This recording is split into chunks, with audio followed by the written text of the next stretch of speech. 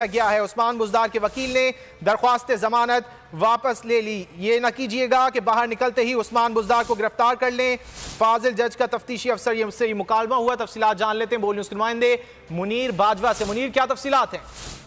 हाँ जी बिल्कुल। लाहौर की एहतसाब अदालत में साबिक़ वज़ीर पंजाब उस्मान बुज़दार ने आमदन से ज़ायद दस्तावेज़ात में दायर अबूरी जमानत वापस ले ली और ये जमानत उन्होंने तफ्तीशी अफसर के बयान की रोशनी में वापस ली है, जिसमें तफ्तीशी अफसर ने यह बयान दिया कि उस्मान बुज़दार के आज तक कोई वारंट गिरफ्तारी जारी नहीं किए गए।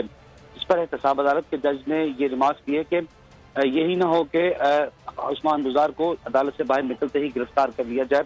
और अदालत ने यह भी तफ्तीश अफसर को हिदायत किया कि अगर गिरफ्तारी मतलूब हो तो उन्हें पहले आगाह किया जाए। और इसी बुनियाद पर सरदार उस्मान बुज़दार ने अपनी आमदन से ज़ायद दस्तावेज़ात में दायर की गई अबूरी जमानत जो है वो वापस ली और अदालत ने इस दरख्वास्त को वापस लेने की बुनियाद पर निपटा दिया है। बहुत शुक्रिया मुनीर बाजवा इन तफसीलात के लिए।